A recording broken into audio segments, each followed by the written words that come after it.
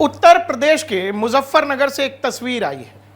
तस्वीर ये कि एटीएस मुजफ्फरनगर की सड़कों पर मार्च कर रही है वहां के डीएम और एसपी के साथ। एटीएस यानी कि एंटी टेररिस्ट स्क्वाड, आतंकरोधी दस्ता। और आपको पता है कि सावन का महीना चल रहा है, कांवड़िए कांवर लेकर जा रहे हैं और ऐसे में एटीएस का मुजफ्फरनगर में आना क्या आपको चिंता में डाल रहा है? सबसे जरूरी बात कि मुजफ्फरनगर न तो जम्मू कश्मीर में है, न केरल में है, न तो पश्चिम बंगाल में है। इससे आगे आपको जो स्क्रीन पर तस्वीरें दिखाई जा रही हैं, एक मुजफ्फरनगर की है जहां आपको एटीएस के कमांडो दिख रहे हैं।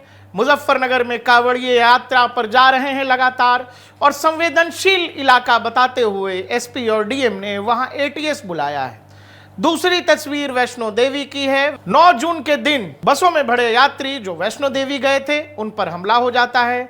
और तीसरी तस्वीर अमरनाथ यात्रा की है। आपको पता है कि हर साल भारतीय सेना, भारतीय सरकार अमरनाथ जाने वाले यात्रियों के लिए अतिरिक्त सुरक्षा इंतजाम करती है। सबसे जरूरी बात, हम आपको एक और कहानी समझा रहे हैं कि जब आप ये विजुअल देख रहे हैं तो आपको ये समझना पड़ेगा कि मुजफ्फरनगर जम्मू कश्मीर नहीं है।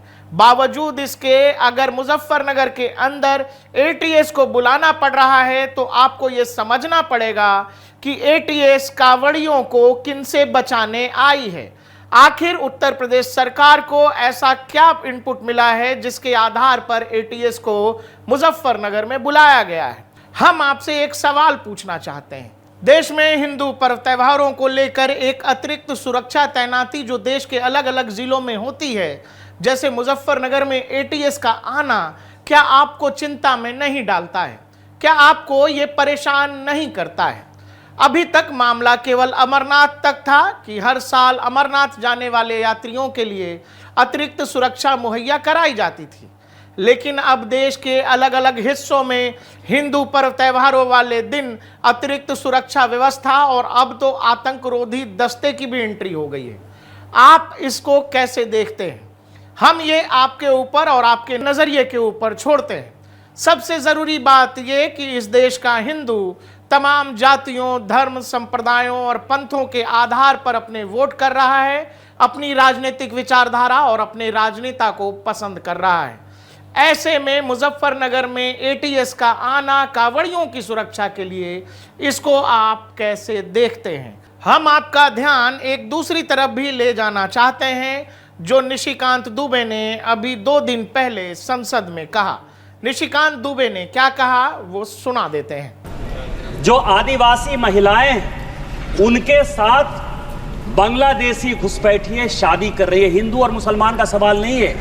हमारे यहाँ जो लोकसभा का चुनाव लड़ती हैं महिला, आदिवासी कोटे से लड़ती हैं, उनके पति मुसलमान हैं। जिला परिषद की जो अध्यक्षा हैं उनके पति मुसलमान हैं।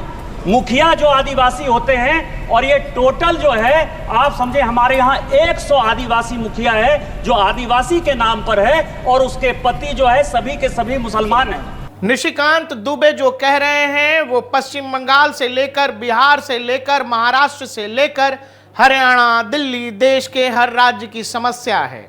आपको हाल में सुप्रीम कोर्ट का एक ऑर्डर भी याद होगा जिसमें हल्द्वानी में रेलवे ट्रैक के किनारे बसे अतिक्रमण को हटाने के लिए सुप्रीम कोर्ट ने रेलवे से यह कहा कि जो अतिक्रमण वाली जमीन है उस पर जो लोग बसे हुए हैं, आप पहले उनके रहने का इंतजाम करिए, फिर वो जमीन खाली कराई जा सकती है।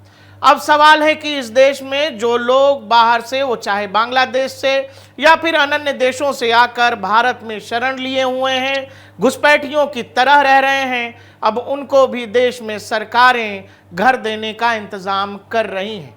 हम आपको एक और कहानी से जोड़ रहे हैं जिसकी चिंता निशिकांत दुबे ने बताई है। पश्चिम बंगाल से लेकर झारखंड और बिहार में एक बहुत बड़ी आबादी वैसी आ गई है जो कभी से भारत की थी ही नहीं। आपको हमारा ये वीडियो कैसा लगा हमें कमेंट सेक्शन में बता दीजिएगा।